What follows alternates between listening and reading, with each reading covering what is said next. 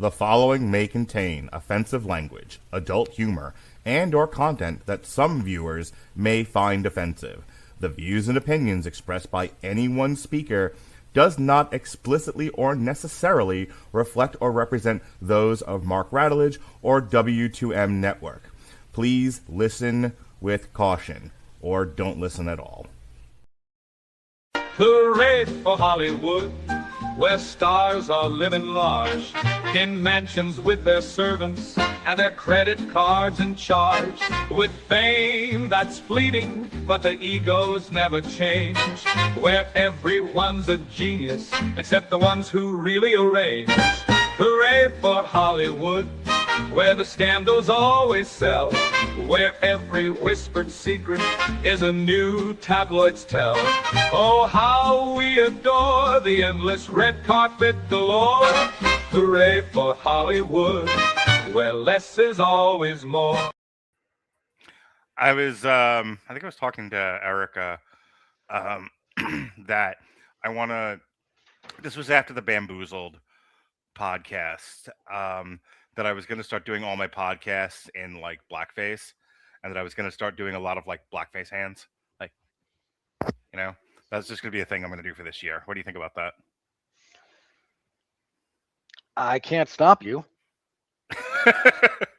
I can't stop you is the phrase that pays. You should definitely do it for the month of February. Yeah, absolutely. I can do the entirety of our Black History Month podcast all in blackface. You know what you should do is the Roddy Piper. Yeah, do half and half. So when you're speaking positively about it, you turn so the black half is facing, and when you're speaking negatively about it, you turn so that. I just sent Jonas a TikTok clip of Roddy Piper doing the Piper's Pit with Jimmy Snuka When he breaks the coconut over his head. What no one remembers is the interview that preceded that, where Jimmy Snuka went on Piper's Pit in earnest, in good faith, and Piper just berated him and wouldn't let him talk. And so that second one is Roddy Piper apologizing for his boorish behavior, and he's trying to make Jimmy Snuka feel at home, so he brings him a pineapple. I remember. And then he brings him, and then he throws bananas at him, and then he says, "It's not just one coconut." Isn't it like he takes out the coconut, and the camera pans back, and there's a spotlight on it. We all know what's coming. It was like the third coconut that he got out of the bag. It was like I got you a coconut. Don't you like coconuts? Aren't you Jimmy Superfly Snuka? Aren't you a murderer? And then boom, hits him in the head with it. Yes, he is. So the last question. Well, he wasn't going to say that on Piper. I don't think he'd killed her by that point. But anyway, I sent Jonas that clip because it still makes me laugh. And the funniest thing about Piper's Pit, and the way Piper was treating Jimmy Snuka, is that's every TikTok live.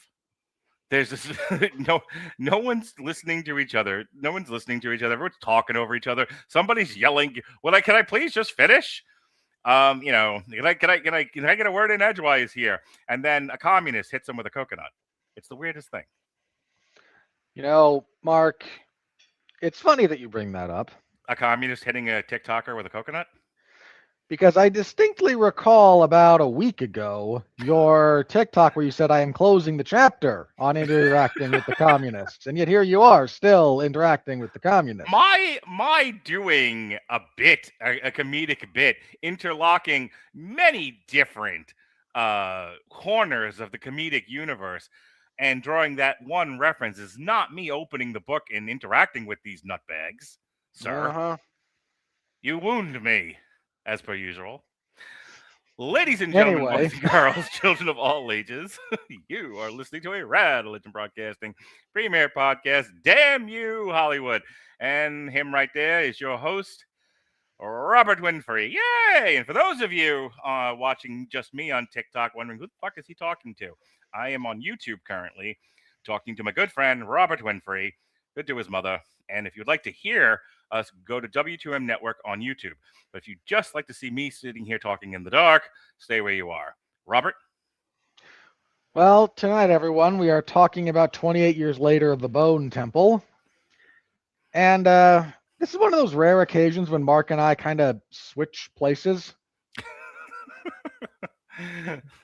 See, normally I am this is the Damn You Hollywood version of Freaky Friday. Normally, I'm the one who's mostly disinterested and going along for the ride and talking just about the technical stuff. And Mark's the one trying to breathe some life into everything. He's the one who cares about what's going on.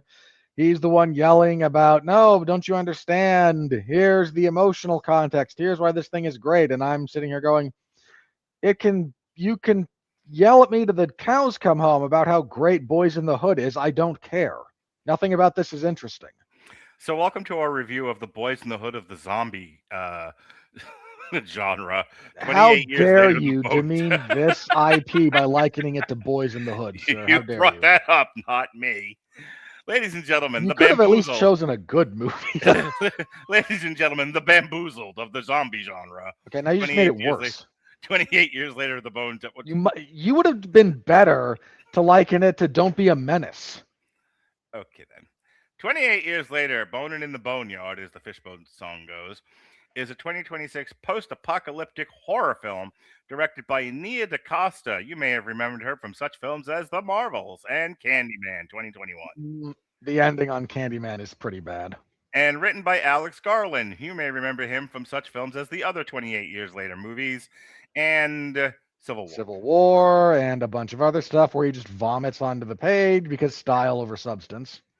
It was theme shot over substance. back to back, butt to butt, with its predecessor 28 years later, 2025. It serves as the fourth installment in the 28 days later film series. It stars Ralph Fiennes, Jack O'Connell, Alfie Williams, Erin Kellyman, and Chi Lewis-Parry. 28 years later was in your top 10, right? I think it was number 10 if I remember correctly. 9. It kind of look, I reserved my literal number 10 spot for something way off the beaten path. 28 years later kind of barely made it in. I debated between that and The Long Walk. And I knew Alexis would put The Long Walk in there so we could talk about it if we wanted to, so I went with 28 years later. That's fair. You like this series? When we did the Long Road to Ruin on it, which for those that don't know, Long Road to Ruin is a podcast that I do where we look at movie franchises. So last year, due to timing, we were not able to do 28 years later when it came out in the theater. So we waited until it was streaming, and we did all three movies at the same time because I had never talked about them. I had said at the time in that show that the first one's great. The second one doesn't seem like it fits in with the series. And the third one was a return to form, though still not as good as the first one. You want to give your 50 words or less summation of the trilogy? That's about accurate. I've got a little bit of a softer spot for 28 weeks later than most, for a variety of reasons. But ultimately, there's a half decent idea in there somewhere that is not properly expanded upon in the rush to get to get the sequel out while people were still kind of buzzing about 28 Days Later, which legitimately shook up the zombie film genre and is one of my favorite movies of all time. And then 28 years later, it's a little bit back to that form. The first act of 28 years later is genuinely great. Yeah. It's one of the best 30 minutes you'll spend in a theater, that 30 to 40 minutes. Then, it loses a bit of steam. The middle's okay. The actual finale, the third act gets a little bit dicey, or not terrible. The very ending is way out of left field. And having now seen this, I feel fairly confident in saying the original idea was just one movie, and somewhere along the line they split it. But if you have actual self-restraint in the writing process, between 28 years later and 28 years later, The Bone Temple, you have one excellent movie. As it stands, we have one uneven movie and one uneven movie. We got a comment here. By the way, the first guy was like, what's the stream about? There's a picture and a scroll. I'm not answering those questions anymore. However, Sony Pictures will bounce back with Spider-Man Brand New Day and Jumanji 3 at the box office. Yeah, Sony, weirdly enough, we used to make fun of the fact that Sony was a failing studio. Sony, one of the few actually doing okay. It's like quietly treading water. Sony also was smart enough business-wise to not break the bank trying to create their own streaming service, so they just licensed their material out. Yeah, and they were the smart ones. They money just licensed their shit to Netflix. or other places like Amazon has some of their stuff. Like they don't have, because they are not structurally tied to an overarching entity, they can shop their stuff anywhere. So I don't want to spend too much longer on this, but you actually make a brilliant point, because if you'll remember, we've talked about this recently, and that's the only reason why I'm bringing this up again. When Disney did their Disney Plus Day and Paramount Plus did their big marketing event saying what Paramount Plus was going to be, Peacock never really did this. They just kind of came into existence and then quickly got the WWE, and that was like their big splash. But both Disney and Paramount Plus, like, we're doing our own streaming services. Here's the giant list of IP that we own, and all of it's going to have TV shows and movies. Get ready, open wide. And you're right, and it killed all three of those studios in different ways. And we've talked about it at length in a lot of different facets, so I don't want to get too much into it here. But Sony really did avoid that poison pill real well. As a general rule, yeah, they took the smarter route, as it turns out, in the long run. So good for them. I don't know. I actually have very muted expectations for Jumanji 3 for a number of reasons, but yeah, Spider-Man's probably going to be fine. That's the one superhero IP that doesn't seem to be dead. Completely damaged.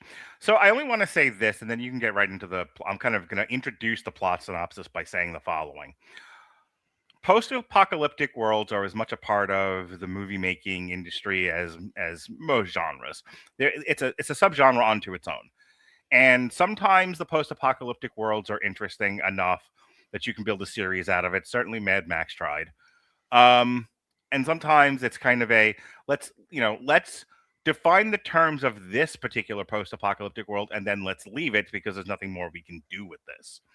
I'm preferential to the former rather than to the latter rather than the former. I think going back to the world of 28 days later to see what England looks like now that it's been isolated from the rest of the world and the anger virus has been contained. Going back almost 30 years later is, I think, an interesting idea, and there's an opportunity to show you what this particular world looks like, nigh on 30 years later, and you do it once and then go away. Because now that our Alex Garland has done that, he's like, look, here's a little enclave of people. Here's kind of what the zombies morphed into. Here's how life works. And here's this weird temple made of people's bones. Okay. I've now seen enough of this world. I don't need to see any more. And I'm going to set you up to do the plot synopsis this way. The Bone Temple did nothing but reaffirm my already strong belief that there was nothing more interesting about this world that I didn't get already from 28 years later. I'm not interested in the world he's painted anymore. Again, I think with proper restraint, this is only one movie. Mm-hmm.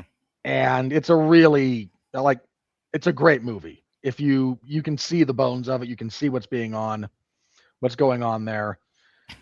Unfortunately, because we live in the world we live in. I like this guy's comment. Zombies seem to be the only genre nowadays. Yeah. So, yeah, as for the plot, this picks up pretty much where the previous one leaves off. With the Eurotrash Power Rangers? Yeah.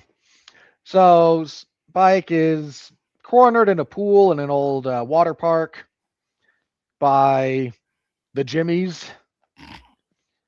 And the big Jimmy, Jack O'Connell, says, you can join us if you kill one of the other Jimmies. You can take his place. And Spike's like, well, I don't want to die. So, okay. And he doesn't fight very well. Not unreasonable. He doesn't fight very well because we have to regress him for some reason. If I have a gripe, it's that a chunk of what Spike does here ignores the arc he went on in the first movie. Well, okay, if I'm remembering this wrong, feel free to do as you've done for 15 years and correct me. He was taught long-range bow and arrow fighting. He was not taught hand-to-hand combat. That was the emphasis. I don't mind him losing. It's more the attitude. Like I'll get into it later. I don't want to. My other defense of that, Your Honor, is killing zombies is not killing a boy slightly older than you. Again, I'll debate this with you later. Let me get through this. Sounds great. And he struggles a bit, but the older kid is one of those morons who doesn't understand how knife fights work. See, if you are the better fighter than the other guy and it's hand to hand, okay. If there's a force multiplier of the magnitude of a good sharp knife, this is a bad idea on any number of levels. So Spike stabs him in the leg.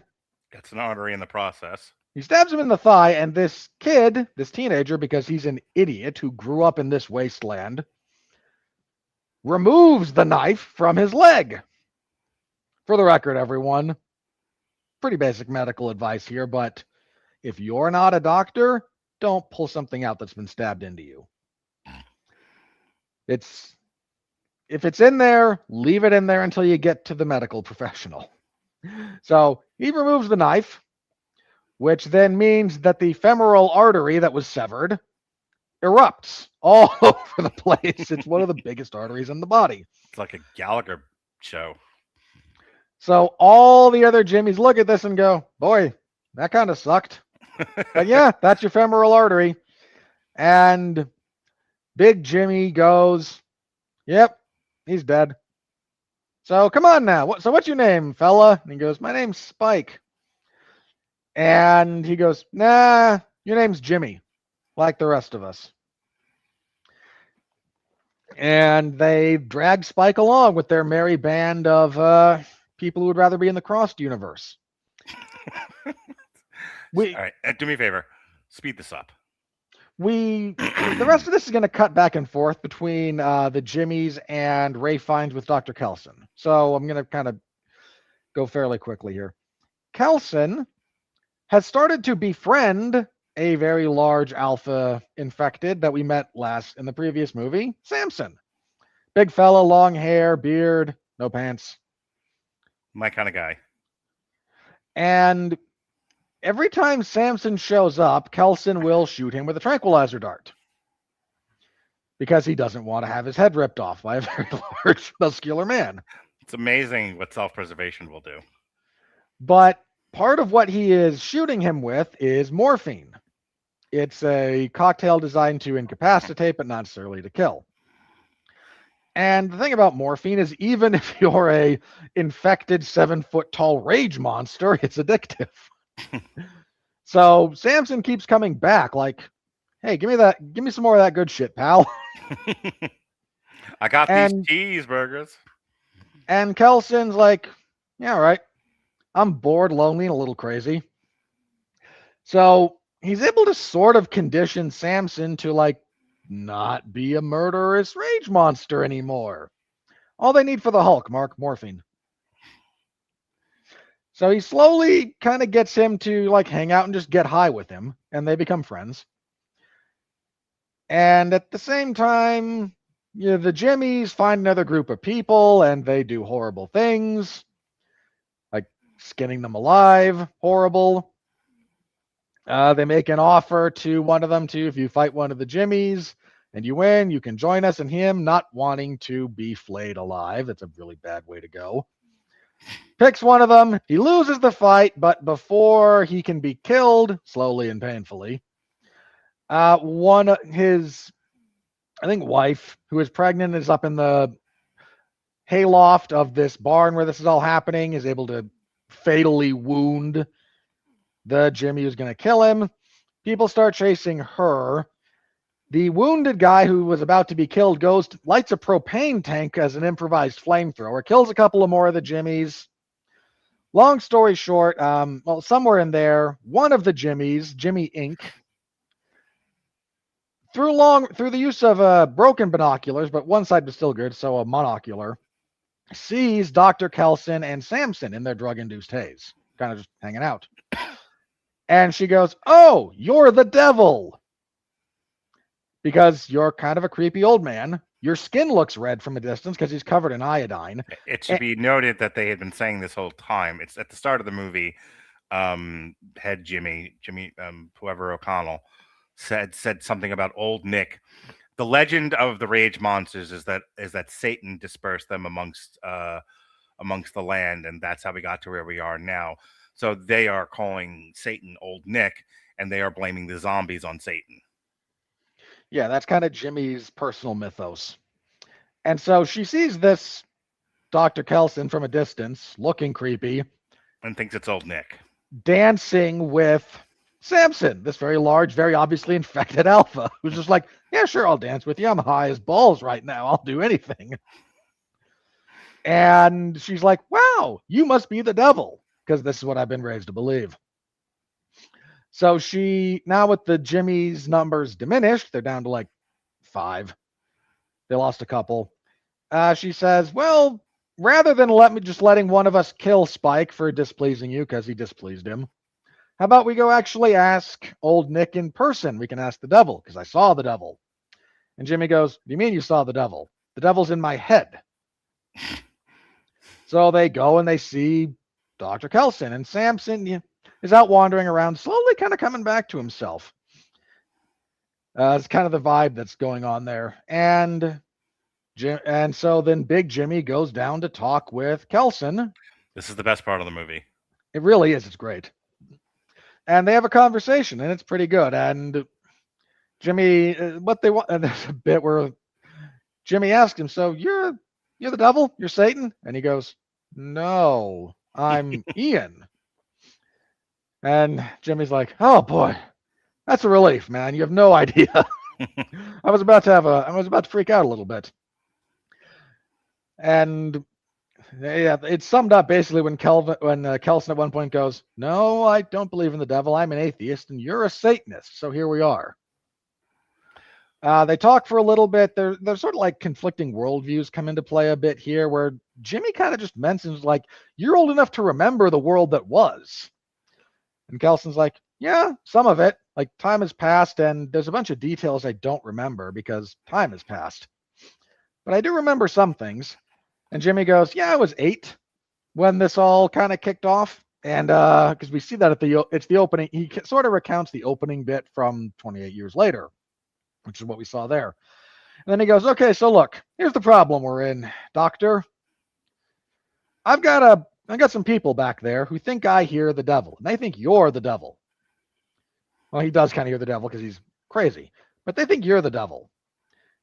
And I can't go back there and just tell them that you're not, because I'll lose a little bit of my sway, and in order to regain it, I'll have to kill you violently. And Kelson's like, yeah, that does put us in a pickle, doesn't it? Because I don't want to die. Well, I don't want to be dead, so how do we get out of this? So he agrees to pretend to be the devil for one night only. And what goes from the best scene in the movie to the silliest? I got to be honest, I was down for that scene at that point. Like I'm into the crazy by that point. Like Sure. It's not great, but I'm there for it. I couldn't stop laughing. You're not supposed to take it super seriously, but anyway. I should hope not. So actually, as soon as he pulled out Iron Maiden's Number of the Beast, I went, oh no. And then I saw what they did with the poor Number of the Beast, and I went, just enjoy it. I went, I'm going to lay back and think of England here, and so I did. So Jimmy goes back to his people and says, okay, so we can go see the devil at night, and it's only going to be for one night only, and that's kind of what we're going to do here. And Spike tried to leave at one point, and he got saved by Kelly Inc., who were still trying to make a thing. Never mind, more on that later. So one of the other Jimmys dies, and we're down to 4 now, and Jimmy Inc., her name's Kelly, we'll get to that in a minute. And Kelly's like not fully buying what Jimmy's selling anymore as far as his like ability to lead what's going on. She's still kind of all in on the actual crazy, but not him as a person. Yeah. And Spike just wants to get out of here. Like he never signed up for any of this. Yeah, they say if you haven't seen 28 Years Later, Spike wanders into a horde of zombies, and the Jimmys save him and kind of like adopt him from that point on. and then the movie ends. Yeah. So everyone does their last minute thing. So one of the things that goes on here is Kelson gets Samson. Samson wanders back. And Kelson's like, I've been thinking a little bit about this, and I think that I, out here isolated in the middle of nowhere, have found the key to solving this infection, or at least treating it better. Because I think there is a psychiatric component to what's going on. There's a bunch of physical problems that come with it being infected. There's the hemorrhaging, there's the spasmodic part of it, but there's also... Then he figures out that there's also schizophrenia. There's also some kind of, like schizophrenic, psychotic component. And we can treat that. So he gets a little bit of a cocktail of pills and says to the drug Samson, swallow these and we'll just see what happens. Yes, modern medicine making its way into the movie. You have a host of conditions. Here's a host of pills. Have fun. Give or take. There's also a brief scene earlier where Kelson tells Samson, like, man, your metabolism is running through my morphine way faster than I want to get rid of it. So I'm going to euthanize you now because there's nothing else for you, clearly. And then he says something. He says a word. He says moon because he's looking at the moon and it's pretty. And Kelson goes, oh, you might actually, wait, we might actually be getting somewhere here. Like, I'm not as crazy as I thought I was. At this point, has he been to the bus? No, this is where he goes to the train. Okay. Yeah, the train. So he gets the cocktail of pills, and Samson wanders off. But as his mind starts to come back, he goes to a train, which is a memory from his human time. And he sits on the train, and his mind finally clears. But all the other infected who've been following him around, because that's what happens with alphas, is like they sort of provide for the other ones who are too stupid to do anything for themselves. The others look at him and go, are you still infected? And he goes, I mean, a little, clearly, but my mind seems clear. And like, well, that's not good enough, buddy. So now we have to attack you. You're either all the way in or no way in. Yeah. So you're not going to be a horseman anymore, Sting. And they attack him. And he fights off this horde of infected through the train, and he emerges with his mind clear. For how long, who knows? But he emerged with his mind clear. Anyway, back to the Bone Temple. The Jimmies all show up, and Ralph Fiennes orchestrates a performance set to Iron Maiden's Number of the Beast. Like, I feel like every British guy wants to do something like this to an Iron Maiden song. Which one might vary, but riding around on a broomstick to the trooper. Yeah, why not? So he does this whole performance, and then he's still looking like the devil, stand before them and says, okay, let me give you some words, some commandments, and you will leave. And you're going to continue on with your mayhem and torture and depravity. You're going to get more Jimmies because you need more Jimmies. You can't have a proper cult with only 4 people. And you're going to obey Head Jimmy without question. And this is an exchange for his life. He and Jimmy came to this conclusion. I will give your acolytes who have also partially drugged at this point early in the display. I will give them these commandments, and you go on your way and you leave me alone, and I won't expose you, and we're all good. And then as they're about to leave, he recognizes Spike. And Kelson goes, you know what? I can't quite let this much evil. I cannot sacrifice the child to this cult. The world's bad enough. I don't need to make it worse. So he says to them, what is the line from Lord of the Rings? We will not leave Merry and Pippin to the horrors. Torment and death. Yeah, that's more or less what happens there. So he tells the little Jimmies. Now I'm visualizing this whole thing being done by R-Truth. And John Cena? Yeah, never mind. Little Jimmy's over there. Anyway, so he tells the little Jimmies that in order for Big Jimmy to really take his proper place at the right hand of Satan, much like the child of God, the child of the devil must be sacrificed.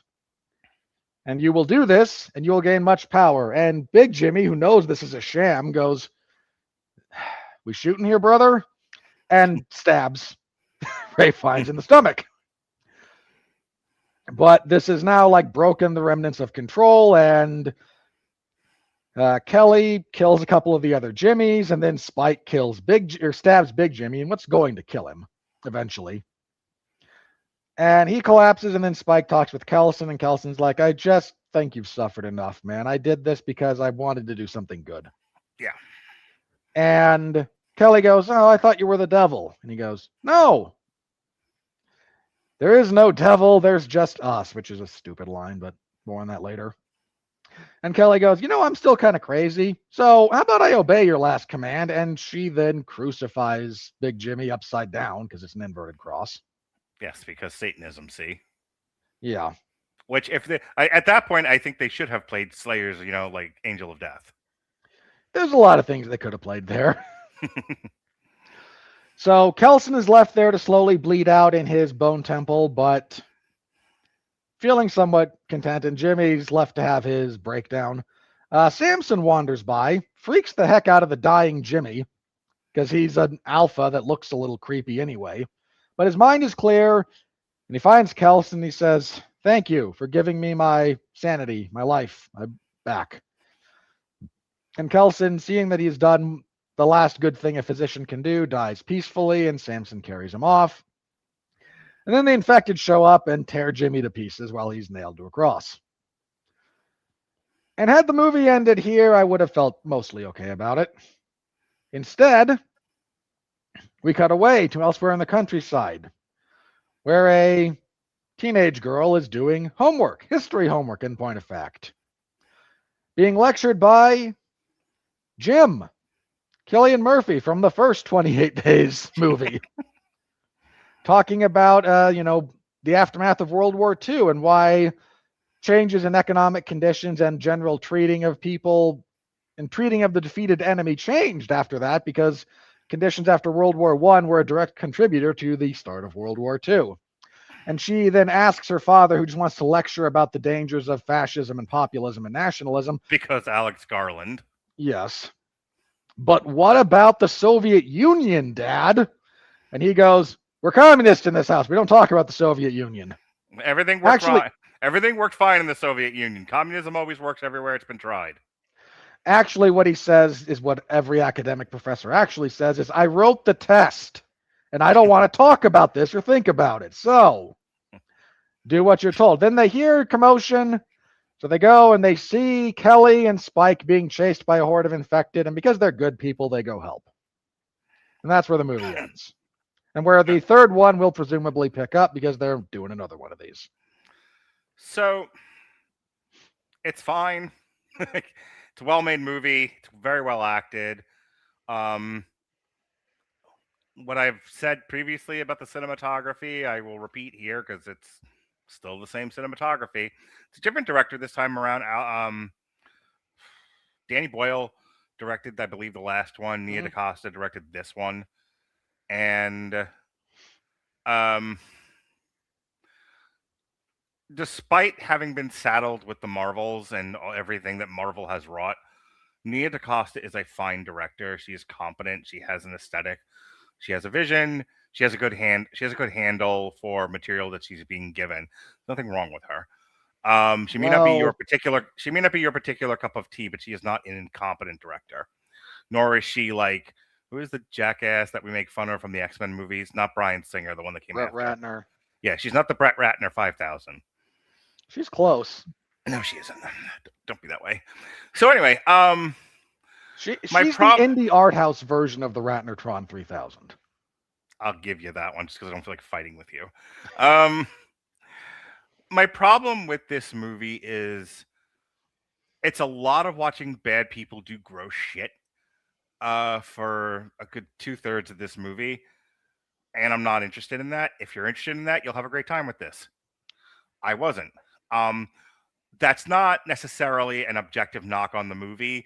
It's doing exactly what it said it was going to do in this world, in the zombie genre. The zombie genre, not known for not being gross. So true. It is what it is. I said at the top of this, I don't really find this world to be very interesting anymore. I think we got all of what we needed from that with 28 years later. And my only reason for not screaming to the clouds, please stop doing these, is I get the impression after watching this, the third one's going to fundamentally change this world or heal it in some way. At least I hope. So if we're getting to a point of we're going to fundamentally change things, we're going to heal, we're going to, cure the infected, that sort of thing. We're going to bring England back. We're going to make England great again. Then okay, I'm kind of with this and I kind of want to see where this goes. As it stands now, I'm not that interested.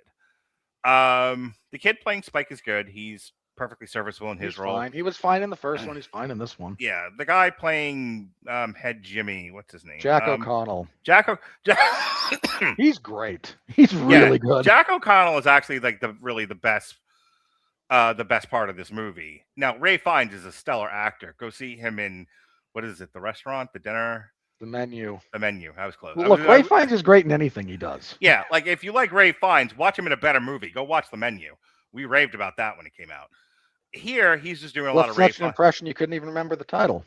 Shut up. I'm like, I can't even get it out of my brain. You bully. Ralph Fiennes is always good. So here, he's just as always good. But the standout performance is Jack O'Connell. Yeah, he does a really, really good job, and Nia DaCosta's direction of him, I think, really adds to this. It's just the right blend of like cult leader and while being still understated. Like he's not so over the top it got silly. So I think he's really, really great in this. The rest of his flunkies, including Jimmy Inc., I don't find in any way interesting at all. They're not. And please stop trying to make Erica Kellyman a thing. Well, that's the thing. It's like I looked at her and I'm like, this is yet again. It's like we're starting to get away from the girl boss thing, and I don't want to beat that particular thing to death, because if you like that sort of thing, go listen to the guys that do it much better than us and more incessantly. But I'm still kind of sensitive to every time we have a girl who doesn't really earn it be given too much in a film. I tend to have a knee-jerk reaction. So like here we have a gang of wild boys, and it's the girl that always gets the better of them, and I'm like, oh, come on already with this. This is once again gender wish fulfillment and liberal patronizing. And if I hadn't already seen it a zillion times and watched it tank the industry, I might have more patience for it. But whatever. It is what it is. But yeah, she's not. Let me do the very brief thing in fairness too. She's not a full-on girl boss, but she's on that spectrum just enough to like ping all the disgust. Yeah. Yeah, it was. I think I feel like in the better version of this, that character is the oldest boy in the group, who's like actually starting to develop personality, worldview that is in conflict with Big Jimmy, and instead we give it to this female character because, of course, we do. I like the Samson stuff. Watching him get his memory back, and then the sequence on the train, gross as it was, I actually really enjoyed it. It made the movie much more interesting to me. That bit when he does the, I don't have a ticket. Yeah. It's not exactly this good as the reference I'm about to make, but it's on the same scale. That's somewhere on the scale of like Caesar saying no like just to see this, big, stupid, infected monster form a full coherent sentence and have like clarity like that. Like him saying moon is a decently big deal, but he's drugged enough at that point, and it's like pointing and saying like red, moon. Like it's I'm thinking of like Frankenstein, the Guillermo del Toro, where when he first says Elizabeth. Yeah, but even before that, the first thing that he was repeating ad nauseum, and that made the doctor go crazy. Victor, when he just says Victor over and over again. So, like, the moon thing can be something like that, but then suddenly, I don't have a ticket, and you're like, it's working again. Yeah, all of a sudden, like it's Doc Brown with the two cables and Back to the Future. It's like, haha, we have electricity. Yeah, Like that, it's a great moment. Yeah. So that's the second best part of the movie. And honestly, it's the only part where there's a character with an arc, because Spike doesn't really have one. No, Spike's is kind of an observer for this part of the movie. You know, Kelly just gets disillusioned and walks away from the cult, as all smart people do. The only one that has an arc here is fucking Samson. So yeah, it's an unfortunate bit about where they chopped. But I might die on the hill that this was originally one script, one story. Yeah. If you take Kelson from where we find him in 28 years later to where he ends in Bone Temple, like that arc across 2 movies is a real arc. Sure. But in each individual movie, not so much. So the only thing I'm going to say is that I'm going to let you handle it, because I don't really have much more to... I walked out of this movie, and it's funny that, like, we switch places here, because I walk out of most movies very happy to talk about it, very excited to talk about it with you, even if I know you're not going to like it. I'll usually have gone with my kids, so I'll talk to them about it. You know, just like, okay, this is why I still continue to do this podcast. I very rarely walk out the way you walk out of most movies, which is, well, I'm doing it for the show. Doing it for Mark, you know, doing it for the lulz. And I walked out of this movie with a profound sense of, I'm doing it for the duty of the show and for Robert. I have no compulsion to talk about this movie beyond it's on the schedule. But, you know, I do like to stretch my muscles as an amateur critic. And so I really did so it does force me to have to think about, like, well, what's good, what's bad about this. Last thing I will say, because I would have been silly if I had forgotten about this. We mentioned it already. I wanted to bring it up in the full review.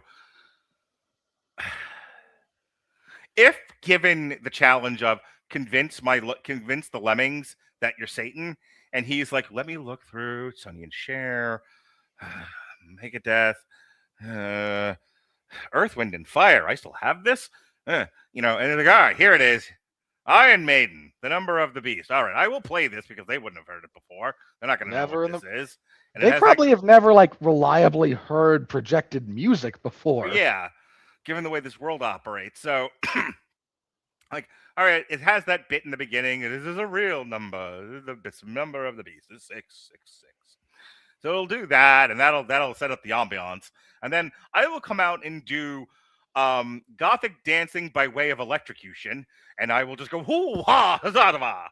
Like I've seen this before. I've used to go goth dancing.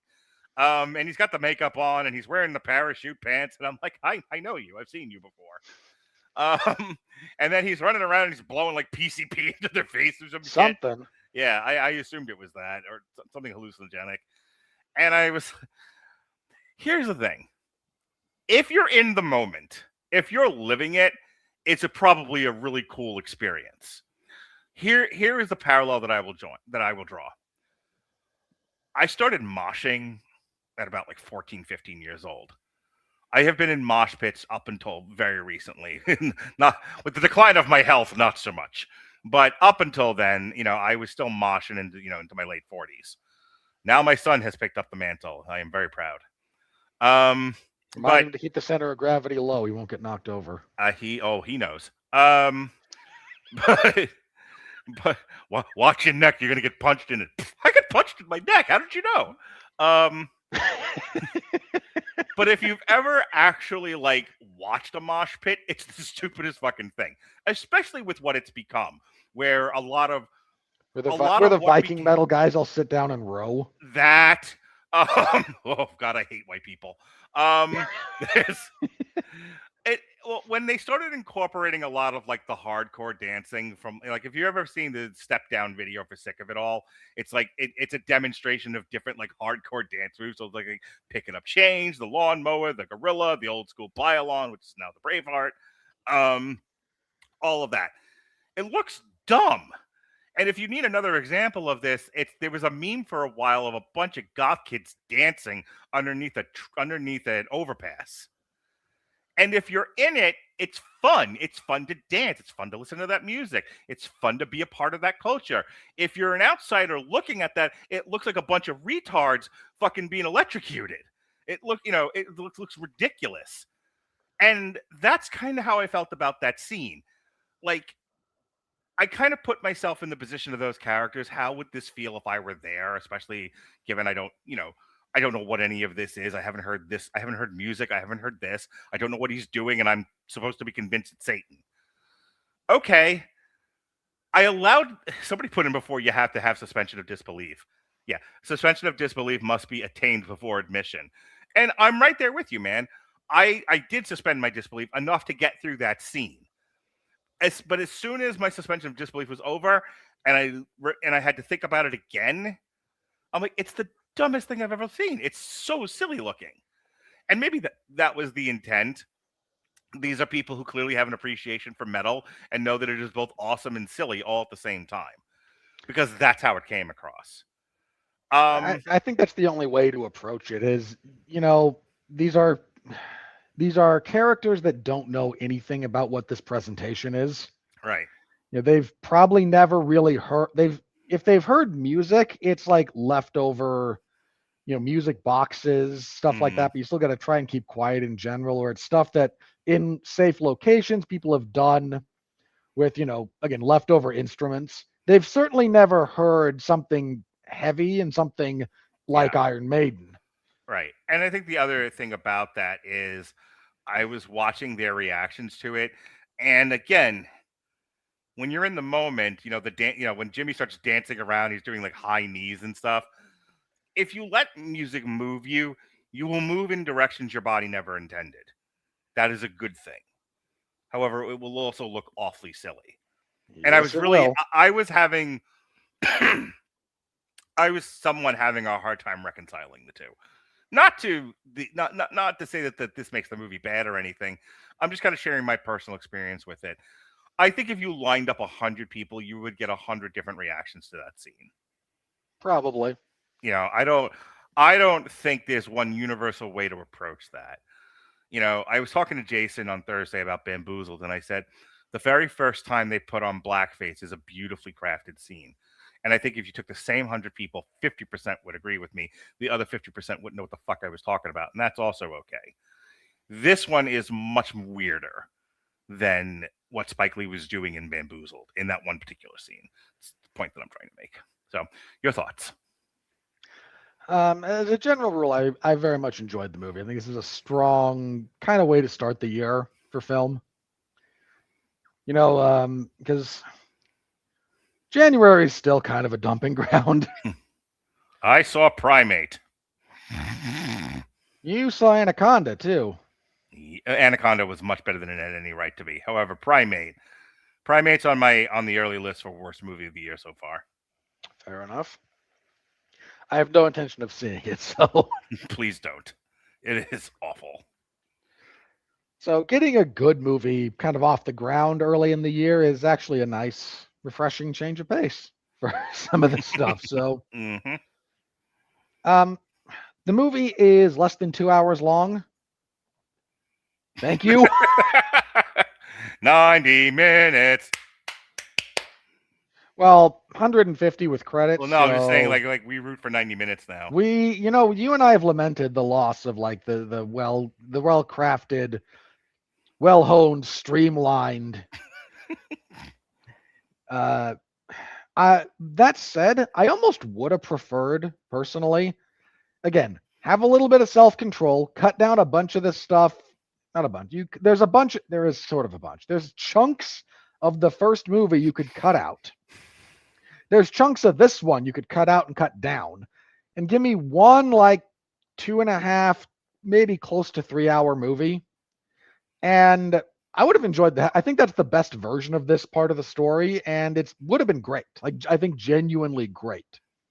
But for whatever reason, we didn't get that. So I'm not gonna harp on it too much. Ralph Fiennes is great, as always.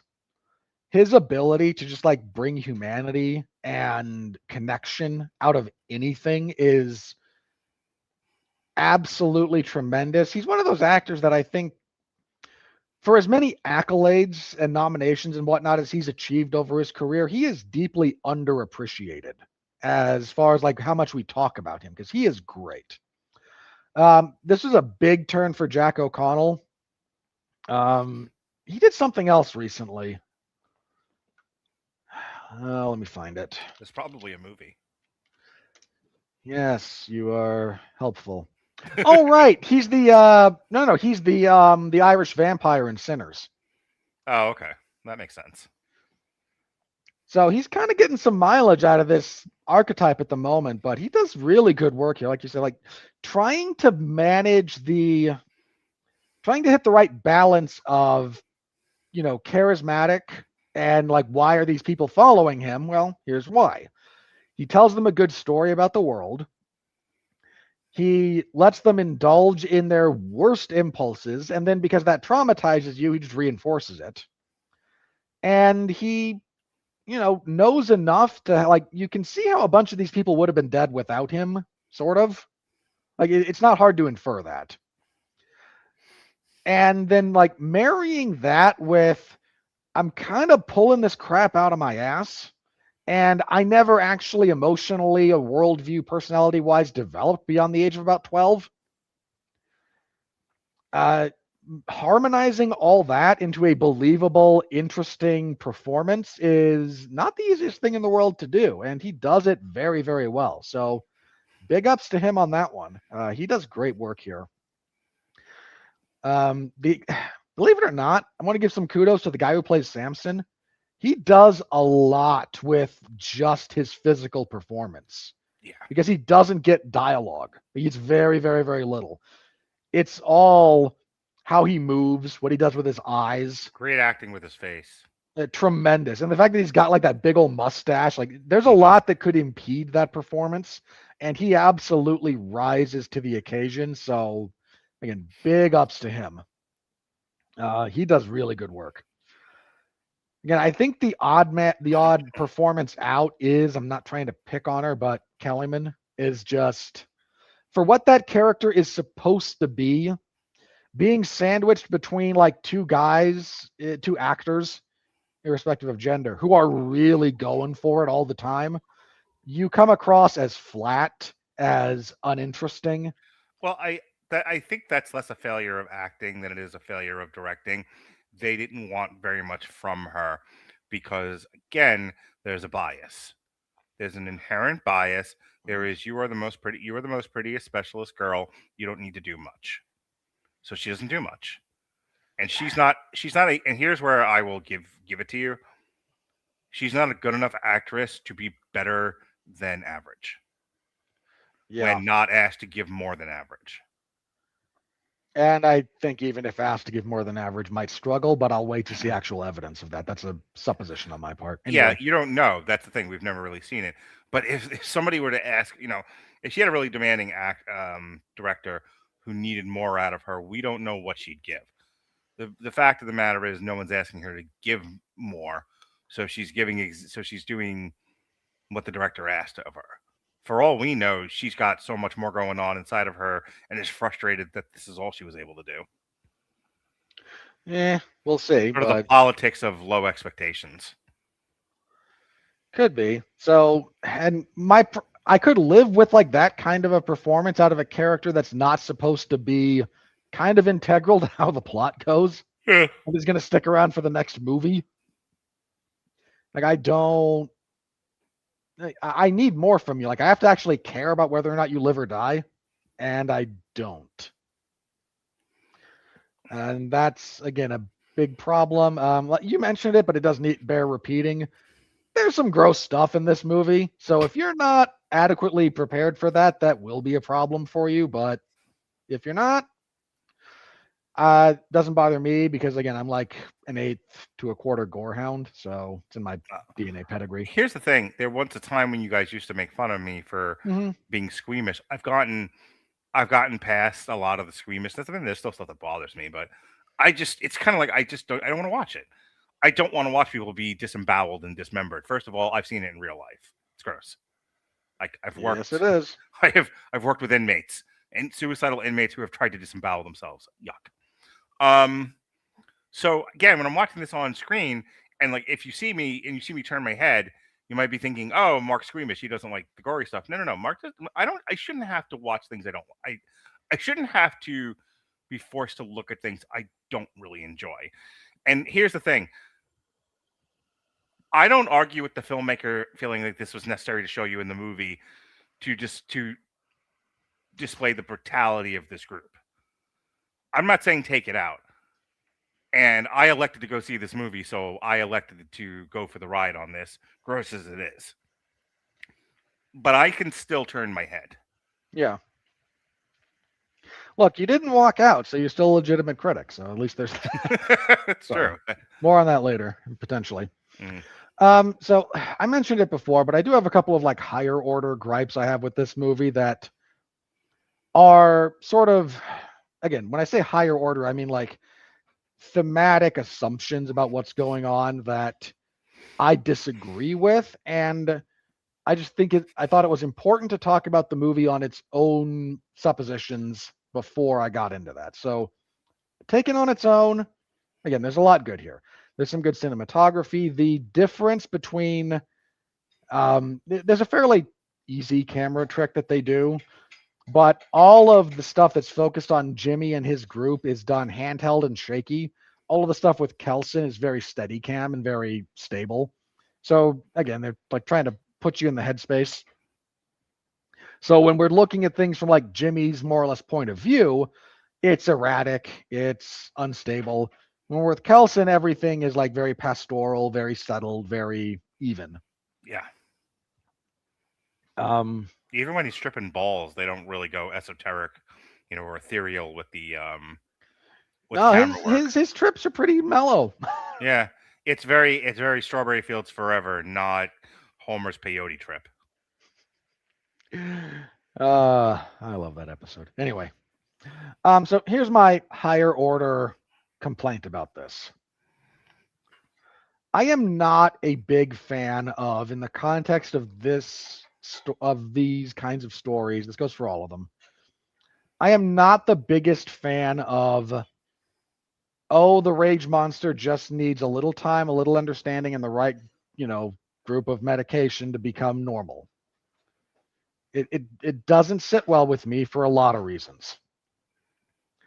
I'm okay with the character of Kelson trying it. I'm less okay with like the overall message being, no, the rage monsters aren't really the danger. The danger is humanity. Like humans are the real enemies is a thing that has been beaten to death so much I can't even take it seriously anymore. That doesn't mean you shouldn't do it if you think it's a part of important to your art or your story. Like, you don't have an interesting way of adding to that particular conversation. Please stop doing it. It's not an interesting or original enough thought to do the way that everybody else has done it. Yeah, if you're going to do it, like you need something interesting to go on there. Otherwise, you're just treading the same ground and pretending that you're the first one that did it, and you're not that interesting, guys. Neither is your art. Yep. So, and first of all, I want to say this really simply. If your whole like philosophical point of view is humans are the virus, good. You and every 10-year-old I've met. That is a child's philosophy. And it can be an interesting adult philosophy, but that all depends on what you're doing with it. But if you stopped at the end of that sentence and that's the sum total of it, nope. That's what children say. That's what children think.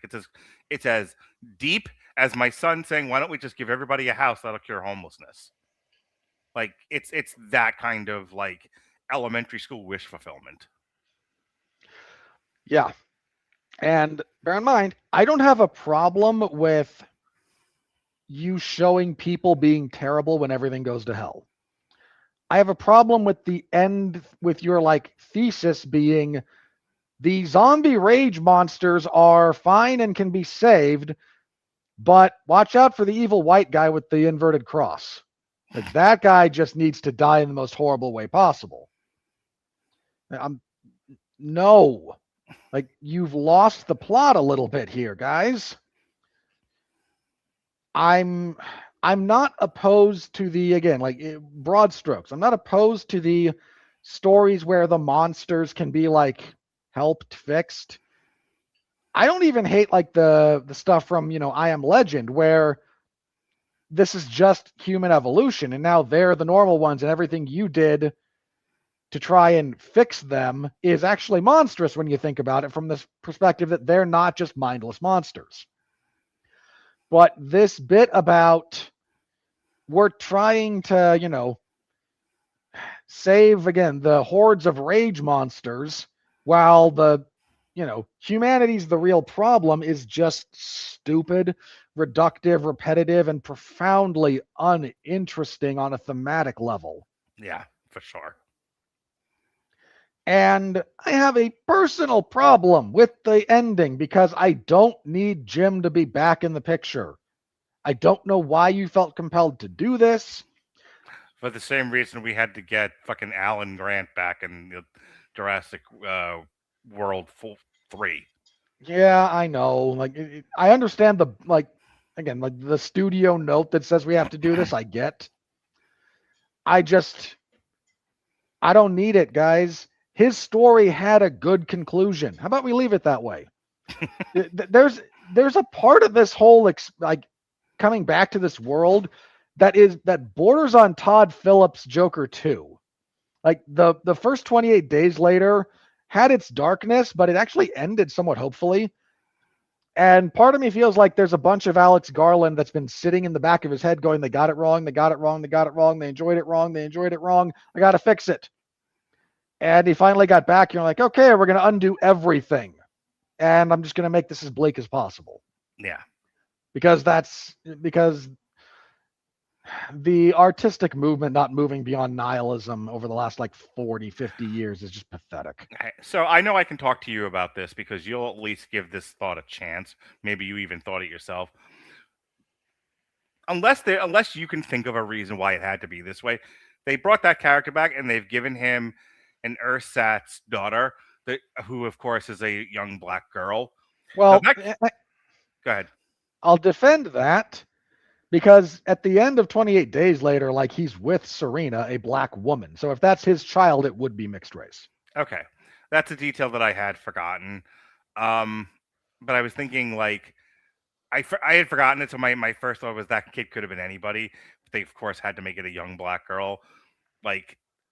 I'm starting to think, and I'll back off this point somewhat because you're saying that's probably his biological daughter. Who else would it be? But you ever get the feeling sometimes Hollywood hates young boys? Just hates them all the time. Okay, all good. The time. It's not just me. Maybe this is it's misplaced here, but not misplaced in general. Good. Yeah. Honestly, it was kind of refreshing in the first 28 years later that Spike wasn't a giant pansy. Yeah, we actually talked about that at length when we did the one. He's trying to figure out how he wants to interact with the world in terms of his worldview, but he's not some pushover being lectured to all the time by strong female character number 37. Yeah. Anything else about this movie? Because if not, we need to move on. No, again, for the most part, I liked it. My higher order critiques, I maintain, and it's probably going to keep this off of my genuine best of list. But that's so high order that on its face, I'm happy to take the movie on its own terms. And on those terms, it is mostly successful.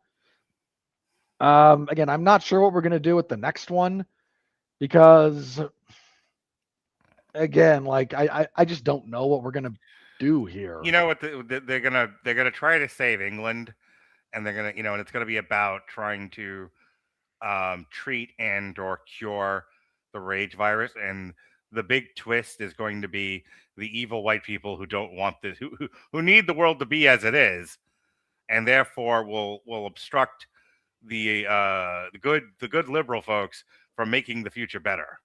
Let me just put it this way: I also don't think it was an accident that the alpha they chose to cure was Indian, because once we tame the violent rage impulses of the immigrants, they're fine, while you people who grew up watching Teletubbies are the real enemy and need to be killed horribly. Yeah. Alex Garland has a perspective. I don't know if you know that or not. I wish it was of something rushing at him quickly. So what kind of American are you? That's the more I've thought about that, that's the only good scene in that movie. Yes, it's mostly because of Jesse Plemons' acting. Entirely because of Jesse Plemons. All right, here comes the money. We're in the money. We're in the money.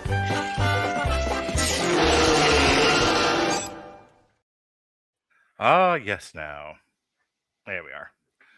Alrighty. On a budget of $63 million, 28 years later, Bonin in the Boneyard has made $31.2 million. The film was initially expected to make 20 to 22 million over the 4-day Martin Luther King Jr. holiday weekend. However, it underperformed domestically, earning 13 million over the 3-day weekend and an estimated 15 over the 4-day holiday period.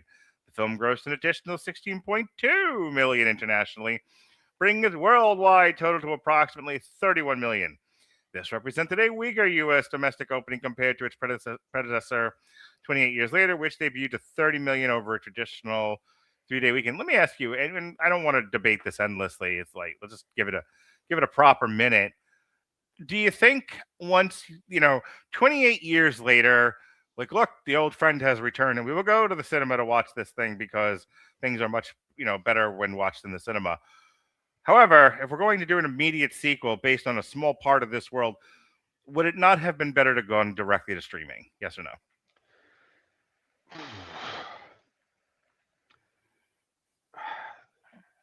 I can't answer that until I know what we're doing with the third one. I think it's kind of the that big is the only reason why I'm not banging a shoe on the table demanding this should have gone to streaming. Let me put it this way. Mm-hmm. This could have, but if what you want to do is have the third one be kind of the big conclusion, you can't sell the third part of your trilogy if the middle part went straight to streaming. Like, you can't do the third one theatrically if the middle part. That is exactly the argument that I was making. Is because I know there's going to be more to this, and there's going to be this, big gigantic conclusion that you want on the big screen. So you can't have the middle part be a streaming movie. Yeah, that'll be too much confusion for people.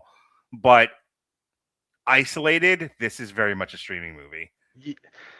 This is, again, like, this is sort of, chunks of this are leftovers from the script from the first script. Again, I would bet my life this was one movie at one point, script-wise. You bet your life. Hey, guess what's still the number one movie of the weekend? Oh, look, Avatar: Fire and Ash. Yes, sir. 5 weeks out, still the number one movie in the box office. Debuting at number 2 was 28 years later, The Boneyard. Zootopia went up a spot from 4 to 3. 8 weeks out from its release. It swapped with The Housemaid. Zootopia 2, now actually the most successful, financially at least, animated movie Disney's ever released. The Housemaid, 5 weeks out, has dropped from 3 to 4. Marty Supreme, 6 to 5. Primate, 2 to 6. Lord of the Rings, The Fellowship of the Ring re-release, number 7. It's if you haven't seen that movie in theaters, go watch it in theaters. It's out. Yeah, I don't have over 12 hours. There was a time I would have. Not. You can just watch the one, Mark. You don't have to watch all 3. No, you have to watch all 3. You don't have to. You can, but you don't have to. Greenland 2 Migration dropped from 5 to 8. Anaconda 7 to 9. 2 Towers. Those Greenland movies are going to have a very different context and about. Waka waka. I just dated this podcast horribly. I know. Yeah, really. As though the fact that we're talking about a movie on release doesn't date it already. Charlie the Wonder Dog debuted at 18. The re-release of Madagascar debuted at 19. All You Need Is Kill. Debuted at 21. Night Patrol 25. A Private Life 30. Sound of Falling 37. Queen Kelly 42. And I would like to remind everybody there was a movie called Fuck My Son. Now then. Let's go to the weekend. The punctuation within that sentence is very important. So let's first go in the Wayback Machine to last year. Nija, still number 2. Zootopia, number 1. Zootopia 2 is number 2 with $1.7 billion. Again, most successful animated movie Disney has ever released. Good golly, Miss Molly. Yes. We didn't do the scorecard this year for the studios, but I'm now starting to wonder how close it would have been, because the top three of the top 5 positions belong to Disney. Zootopia, Avatar, and Lilo and Stitch all made over $1 billion. Zootopia is getting near almost $2 billion. It's not going to make it, but it's close. Well, again, Zootopia is a big hit in China, so the math is a little different with Chinese receipts. In terms of total dollars, here we have 3 very successful movies, but then on the same studio. The question is, at which point did they counterbalance the losses from the other stuff? That's what I was getting to. Between Tron, Ares, Freaky Friday, all 3 Marvel movies, Snow White. They had a lot of bombs this year. So, Disney might have just about broke even. $3 billion, almost $4 billion they made. Disney might have just about broke even when it's all said and done. Jeez. Especially doubly so when you factor in advertising, because that's depending on the budget, you spend 50 to 100% of your budget again on advertising. So, all right, Minecraft stayed at 5.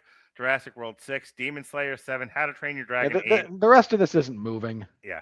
F1 is 9, and Superman hanging by a thread. Superman not hitting 650 million is a big deal. Yeah.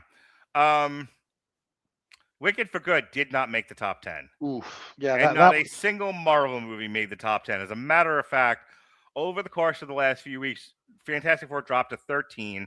Captain America dropped to 17, and Thunderbolts dropped to 18.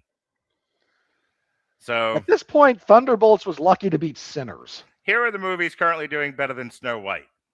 Wicked for Good, Detective Chinatown, Conjuring Last Rites, Dead to Rights, Sinners, Final Destination, 731, Weapons, The Bad Guys 2, Five Nights at Freddy's 2, Now You See Me, Now You Don't, One Battle After Another. Here are the movies doing worse than Snow White. Snow White didn't beat One Battle After Another. Here. I'm going to throw you a softball. Ready? Batter up. Spit in the dirt. Put your hands together. Right. Choke the bat. Take a nice big fat swing. Here are the movies doing currently worse than Snow White. Predator: Badlands. But boy, all those bots on Twitter were sure just convinced that thing was a success. All right, so that's 2025. Well, by the time we get to February, we'll stop doing this because at that point there will be no more movement. But how is 26? Bone Temple's on top because it's currently the number 1 movie in the world. Primate is number 2 at 24. 3 of the top 10 spots are occupied by re-releases of the Lord of the Rings trilogy. God bless. That's Robert. Yes, that's funny. Let's all point and laugh at the shitty movies of 2026 so far. It's still like the 3rd week of January. That's how it always is. Because there's always re-releases, and they're always in the top 10. As they should be. They're great movies. We should revisit them more often. Greenland 2 is number 3. We Buried the Dead is 5.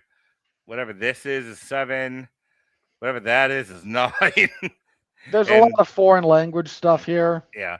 And coming in at number 10 is Bloody Heaven. So that is the weekend that was. Oh, look, the Pout Pout Fish is number 19. Oh, boy. Ugh. Next week is Mercy. That'll probably, it's hard to say because, what'll be the first movie that beats Avatar? We're probably 12 weeks out. It's probably not going to be until February. Let's see. February. There's at least one major release in February. I forget what we got. Send Help. Send Help. If it's not Mercy, it'll definitely be Send Help. I'd agree with that. Send Help is getting a lot of marketing push right now. I'm seeing trailers for it everywhere. It's at every commercial. I watched they did an MLK NBA all day thing today. So 1:00 was the Bucks versus the Hawks. Then it was, I believe it was the Thunder versus the Cavaliers. Then the Knicks, Mavericks, and it's just going on all night. Every commercial break there was a trailer for Send Help. Every time I've been to the movies for the past month, I've seen the trailer for Send Help. So that's looking to be. I know my kids are really interested in seeing it. I've talked to Erica. Mentioned that even she was interested, and I told her she's not allowed. She can watch it when it gets, she can watch it from the safety of her home, so she can wander around and do laundry and fall asleep at her will, and not do the very same thing in the movie theater. So, but I figure that's probably maybe a good barometer for people's interest in Send Help. I think Send Help's going to be a pretty big hit. I don't see it doing Marvel numbers or anything when Marvel was popular. But I do see it doing. I see it being like weapons level successful.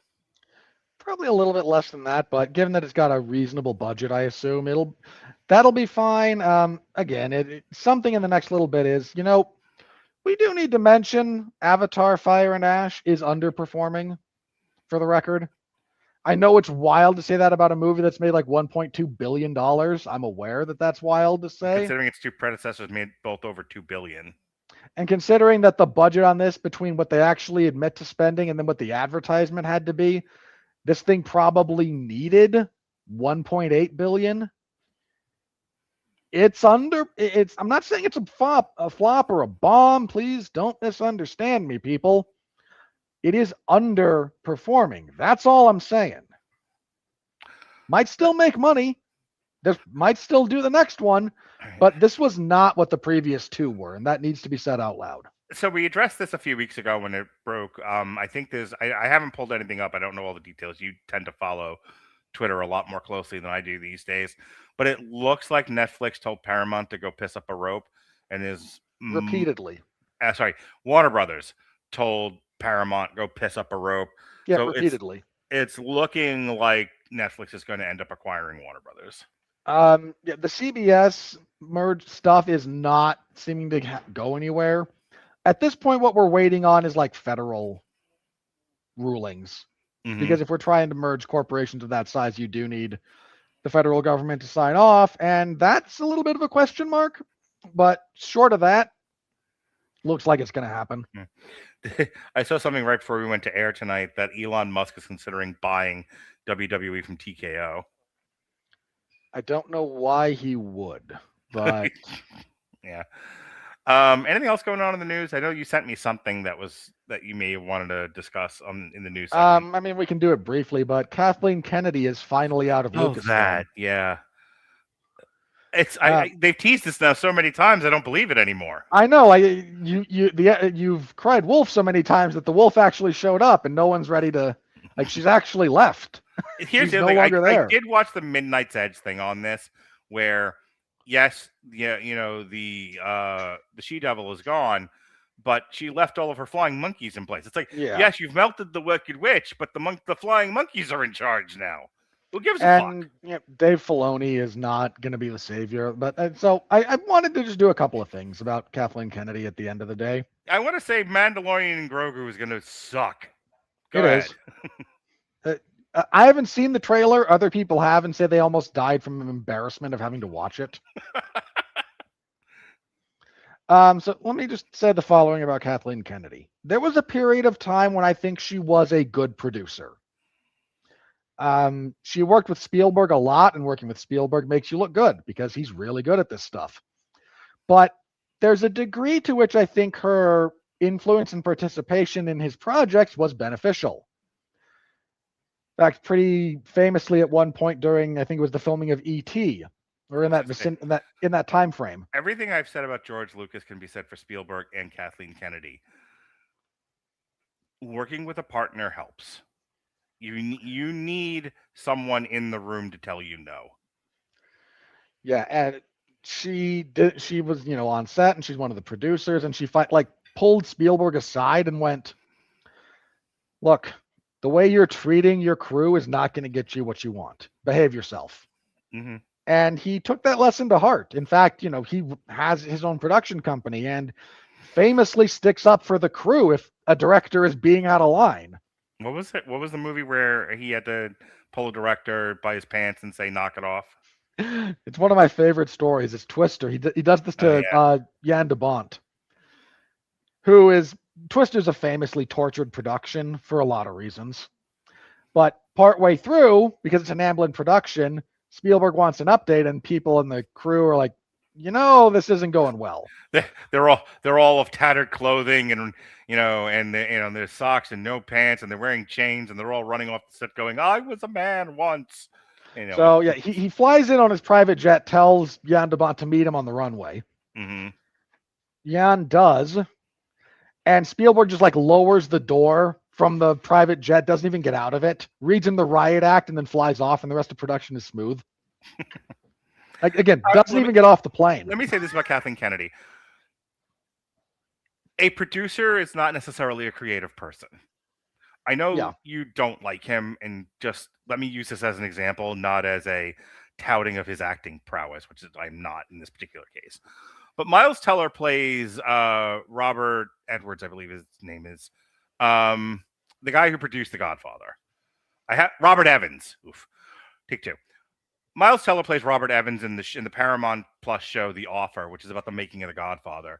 And yes, he had some creative input, but he mostly let Mario Puzo and Coppola write the script. He definitely had, there were limitations on the production, but he mostly let Coppola have his yellow the way that he wanted it. A producer more has to be creative in the way things are done and how you get resources. So what you see in The Offer, where you see the creativity and the persistence, is in getting things that the craft people need to make the movie they need to make, or in being a junior psychologist and getting your actors to, be on set and perform the way you need them to. Like in the show, it is said that Al Pacino was like really struggling with this and wasn't quite ready for the bright lights and big city of being a major feature actor in this production of The Godfather. And, Robert Evans got him there. You don't always have to have your hands, on the creative pen of making a movie. You can be creative in other ways. My problem with Kathleen Kennedy is she probably was really good at all the stuff I just said and not very good at the creative stuff. Also, this late in her life, clearly there was a lot of pent up resentment and rage from how she was treated as a woman, more than likely, and she couldn't help but inject it into Star Wars to its detriment. I shall let you finish. I wanted to get the good out of the way first. Mm-hmm. Again, she helped Spielberg a lot in different places. On the logistics side of things, I think you're right. She probably was, in several respects, a very reliable asset, and that's not nothing. The process of movie making is complicated, involved, multi-layered, and the problem with being involved in the movie making business is if you're not one of the forward-facing parts of it, you wind up being resentful of everyone who is, because you know how much you did to make them look like that, and they get all the credit. Everybody thinks Steven Spielberg and George Lucas are these wild geniuses. Meanwhile, there's Kathleen Kennedy with reins in her hand going, but I made the trains run on time. Don't you understand? And I mean, with Lucas in particular, it was actually much more his wife who did the editing for Star Wars that saved him. I mean, the same thing kind of happened with Tarantino. His longtime film editor passed away just before Once Upon a Time in Hollywood release. And you can see the difference in the end product, because that guiding hand is not there. So some of Tarantino's excesses come out a lot more in that. But I wanted to give Kathleen Kennedy a little bit of her flowers initially. Like, she curbed some of Spielberg's bad impulses. I hate when you use modern internet parlance. Sound like an old man. In what sense? Use flowers. Kids use flowers. Give her, it'd be like saying props, except props would appropriately age you. Give her credit. Credit is what adults say. The phrase "give someone their flowers" is very old. The fact that it came back into vogue recently is not my fault. Don't try to speak to the children. They're not listening. I'm not trying to, Mark. I don't care about the audience. You know this about me. Anyway, you would like to give Kathleen Kennedy her credit where credit is due. So she did rein in some of Spielberg's excesses, taught him some important lessons. I think what the most important lesson Spielberg learned, and he learned it around Raiders of the Lost Ark, partially because of her, was the new Hollywood, quote unquote, new Hollywood of like the 60s and 70s is dying. The tortured artist getting everything in a day to make their movie because we're willing to go along with this. That's going away. The next phase of Hollywood requires two things: be on budget, be on time. So focus on those. Yeah. And it's a lesson that Spielberg learned very, very well. He and Nolan have this in common. This is actually one of the big things. You and I talked about this with Chris Nolan. Like, when did he become big money Nolan? when everyone realized that when you sign a deal with him to make a movie by X date on X budget, he does not exceed X in either case. And in modern movie making, that's actually a big deal. Yeah. The problem is, I think, like you said, Kathleen Kennedy wound up trying to be too much on the fully creative side of things, had her own agenda, got promoted to the head of Lucasfilm. A lot of parallels with Stephanie McMahon. Probably minus the sexual abuse, but sure. Probably. Probably. Probably. It's Hollywood, man. Vince would have fit right in. Yeah, really. But ultimately, despite some of the good effects she had, here's her legacy, and it's really not complicated. You took the biggest pop culture phenomenon of the last 80 years. This predates me by a lot. And in a matter of about 10 years, you took it from this billion-dollar project that endlessly reran on TV, that had endless amounts of toys being sold, endless amounts of fan support and fan enthusiasm, and in like 3 movies over 6 years, you took that and you destroyed it. You massacred it, you shot it in the street, and now one of the biggest pop culture IPs phenomena of modern history is reduced to a handful of not very successful television shows on a not very successful streaming platform. Good job. I want to just go back to that. I was born in 1977. My birthday and my formative baby years, 0 to 4, are wrapped up in Star Wars. You have to understand, because when I look back at like my baby pictures, my first birthday, the toys of that era, things like cake, baking pans, and stuff like that, Star Wars was everywhere. My birthday and Star Wars are somehow indelibly tied because of probably a lot of kids' birthdays were. Like, I didn't know fucking Star Wars when I was 1. I was 1. But you were a 1-year-old boy, and boys like Star Wars. Yeah, that was probably the logic of the time. It was Star Wars is the most popular. It's 1977. My child is 1. Star Wars is the most popular thing in the world right now. Here's a Chewbacca cake and an R2D2 cake. There's 2 cakes, fatty. Wonder why I look the way I do. But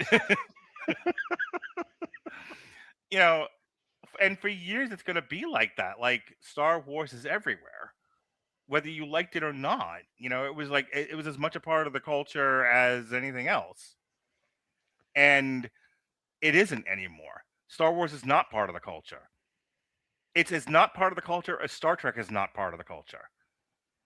If you take anyone 20 years and younger, 7 to 20, they don't know what Star Wars is. They don't know what Star Trek is, if they don't have a parent where either one of those IPs is meaningful to them.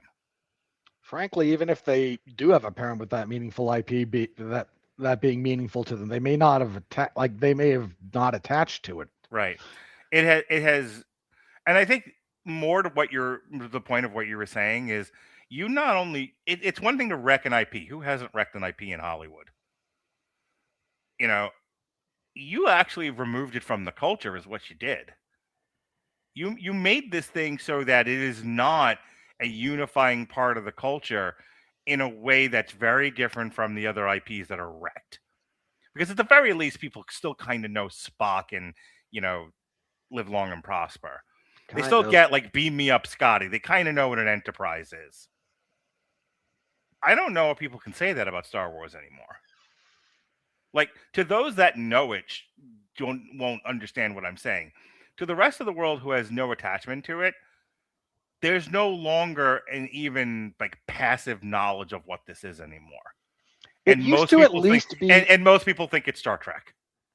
It used to be at least a little bit of shared language, no matter what you were. Sure, you would at least say it. I remember my dad telling me stories about like the Lord of the Rings, and somebody had like spray painted in between books or whatever it was. Frodo lives. Yeah, that was a big thing. Yeah, like people used to say, "May the Force be with you," just in the same way. Yep. Now no one would know what you were talking about. No one young, at least. Pretty much. So you did that. You, with your obsession with trying to turn it into something about a British brunette, you then took one of the most beloved limited trilogy, limited edition shows, IPs ever, and you did the same thing. You got turned into a South Park meme that is the most mean-spirited thing they've done that's ever stuck. When you decided that, let's make an Indiana Jones movie again, which was a dubious idea to begin with. Just let me die! Let me die! And then make that the actual moral of your story? Yeah. Hey, remember when Kylo Ren said, kill the past, bury it if you have to? Apparently not straightforward enough. So here, let's try it again. Let's just have old man Ford yelling on a beach, let me die already. The crazy I don't know why they were that subtle about it. Why he just didn't scream it into the camera. Let me die! Let me die! The craziest thing about that line from Kylo Ren in The Last Jedi is it actually could have been an important theme for the new trilogy if the third one hadn't done the opposite. Yes, there's a TikToker I like. I think she's like the Bimbo something, the Bimbo movie critic, I think her name is, and she actually has some very nice things to say about BoJack Horseman. So I'll be making that into a TikTok very soon. But where you plug our review of BoJack Horseman as well. Yes, yeah. I'm gonna compress the podcast that we did on BoJack Horseman into a TikTok, because that apparently he's very popular on TikTok right now for some weird reason. But anything that takes less attention but makes you feel like you did. We're doing like Cliff Notes of Cliff Notes at this point, and it's getting dicey out there. She put up a TikTok on The Last Jedi, and my comment on her TikTok was, as a standalone movie, this is really, really good. As a middle part of a trilogy, this sucks. That's the biggest problem with The Last Jedi. That it is out of place in a lot of respects because J.J. Abrams sucks at actually concluding anything and had no plan in place for anything. Yeah. Because again, J.J. Abrams kind of sucks. Well, it was the prequel trilogy is the dumbest and then exercise you've ever seen.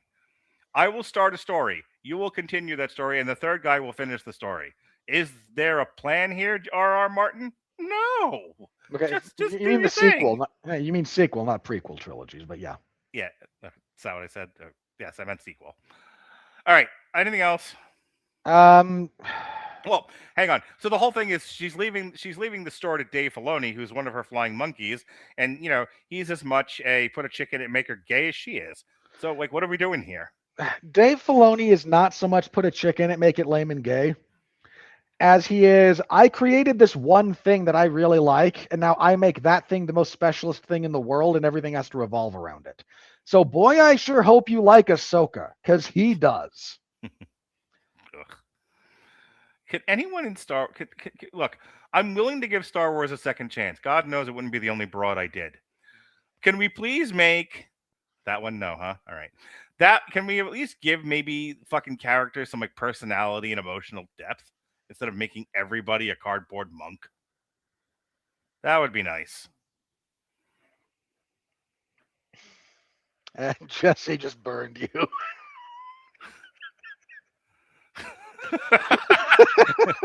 28 years later, the Bone Temple sounds like a documentary on one of those clubs Mark goes to. Yes, when I open my own swinger party house, I am definitely calling it the Bone Temple. I can't believe I didn't make that joke. It never crossed my mind, or I would have. All right. Good one. Yeah, so I think that's it for money and news. But yeah, Kathleen Kennedy's gone, but Dave Filoni is not actually going to be any better. No. Same boss. Meet the new boss, same as the old boss. That's the one. All right, folks. And now, are you ready for the critical review?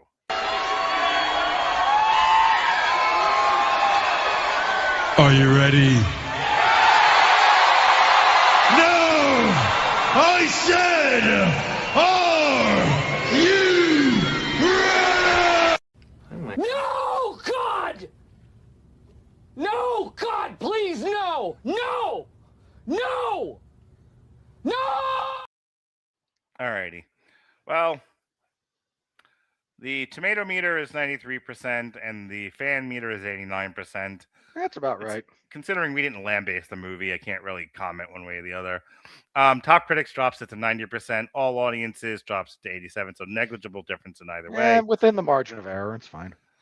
And the AI writes, a direct continuation of 28 years later ups the gore while deepening the dread. The Bone Temple is finally adorned by Nia DaCosta's unnerving direction, as well as Ray Fiennes and Jack O'Connell's inspired performances.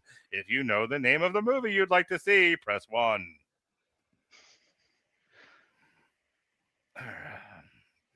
Boning in the boneyard. All right. The future Xmas is Robert Winfrey, Sarah Vincent. If DaCosta is brilliant, it is for knowing how to remain faithful to the story and let Fiennes swan around as much as he wants. He transforms some truly astonishing and dangerous scenes into pure comedy. You're desperately trying to enjoy this ironically and gave it a good review because you want to say nice things about Nia DaCosta. The future Xmas is Robert Winfrey, Rachel Wagner of Rachel Reviews YouTube. The religious metaphors are heavy-handed and overdone. The torture scenes are also repetitive and deadening. Okay, I'm going to just stick up for the gore real quick in this one. There's only one sequence of it. Let's be very clear about that. Like there's some violent and gross stuff in other places. There's only one scene of like prolonged uncomfortable torture. You can't claim that that's really repetitive when we have the one scene, we break from it, we come back to it near the end of it, and we're not re-engaging in the same activity. Like, I get that that's not for everyone, I really do, but I've seen so much worse structurally and in terms of like narrative momentum. This borderline felt restrained, even though I would have chopped that up a lot more. This isn't a trauma film. Yeah, personally, I would have chopped that up more. But again, I really would have just rather this was one movie instead of two, but I've been over that. The future Xmas is Robert Winfrey, Dan Scully of Scully Vision. What we find here is a tale of science versus faith, of humility versus ego, of memento mori versus cult of personality. I don't believe you wrote that. That sounds like ChatGPT. I think that sounds like ChatGPT. Here's the problem with that. Like when you get ChatGPT or any LLM to write something out for you, it uses just really solid structural rhetorical arguments, but it tends to slightly overuse them, largely because it just regresses to the mean. And the problem is then that utilizing those same rhetorical structures, because they're good and have existed forever, makes you sound like AI. I mean, someone did the I saw someone write a comment that said something that was, it's not X, it's Y, and I wanted to downvote them for being AI, but the comment was 10 years.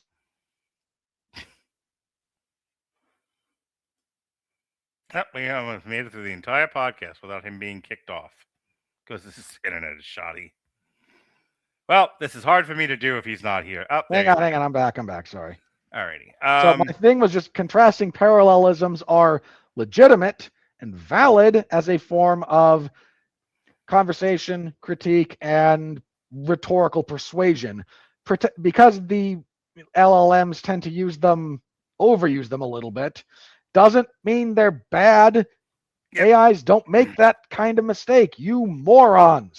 Get better criticism than, oh no, they're used an M- properly. Speaking of overusing things, the future Mrs. Robert Winfrey, Jeffrey Harris of 411 Okay, yeah, you are really overusing that at this point. You've done it to everyone we've talked about, and it's old. Yes, on purpose, Robert. I am purposely beating it to death. This only works if you never do it again. There are some fine performances, nice direction, and interesting world-building elements on display. However, as a film franchise, you know what started it? The first lady was black, and then I just kept doing it to be funny. 28 years later, entries lack that effective snap and panache to create a satisfying standalone entry. He's not wrong about that. Okay. Boning in the boneyard. I swear to God, I thought that said Rosa Parks. Rosa Parra of the Latino You know where slant. your head is. 28 years later, The Bone Temple delivers a promising entry into the franchise while presenting a strong film at the beginning of 2026. Its thought-provoking narrative combined with strong performances makes it one of the best films of the year. Lady, we're 3 weeks into January. Calm your tits. Also, this is not a thought-provoking narrative. No, I don't know what thought was provoked by this.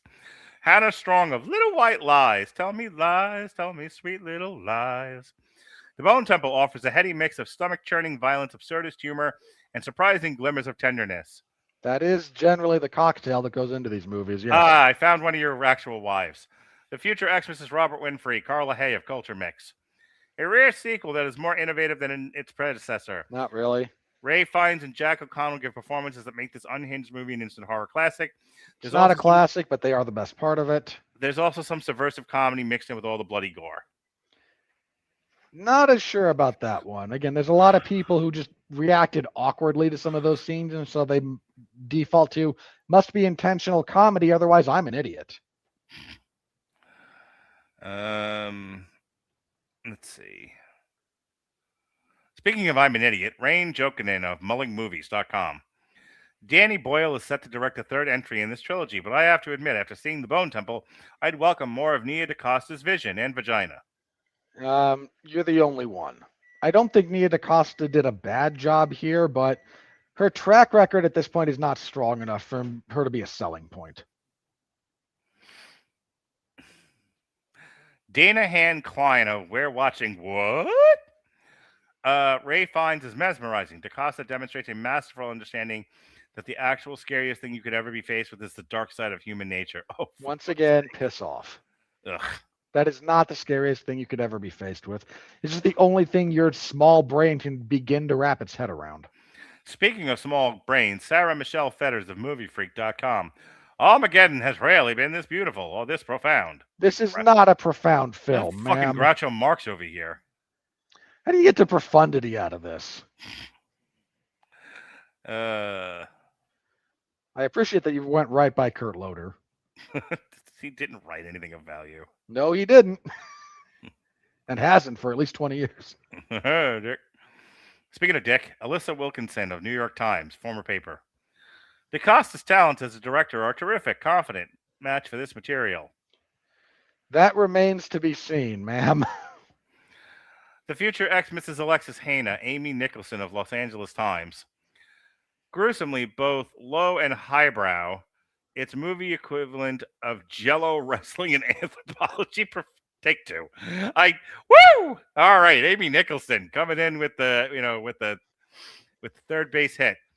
Gruesomely both low and highbrow. It's the movie equivalent of Jello wrestling and anthropology professor at Burning Man, which may have been the inspiration of one of its stand-up characters, Ray Fiennes' spry and mesmerizing Dr. Ian Kelson. Burning Man is not a thing you should go to. You're no fun. I'd just rather not take that risk, nor anyone else do so. What if Amy Nicholson, wanted to bring you?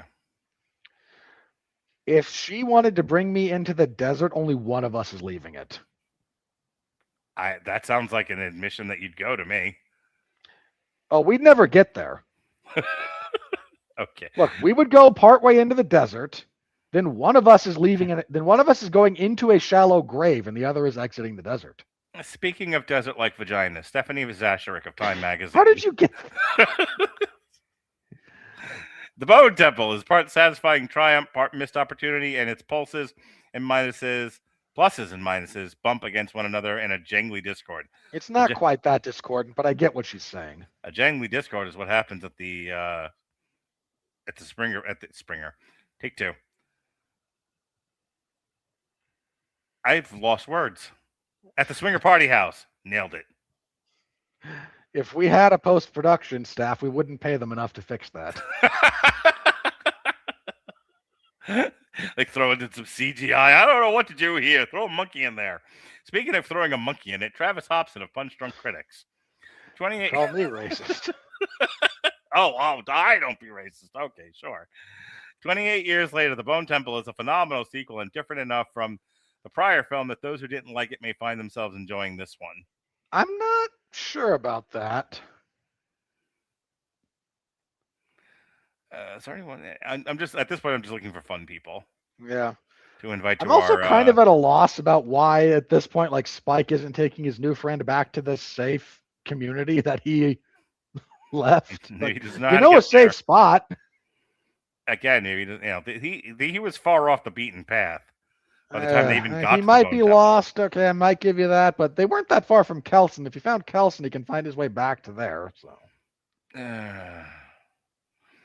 All the lonely people, where do they all come from? Robbie Collin of Daily Telegraph, UK.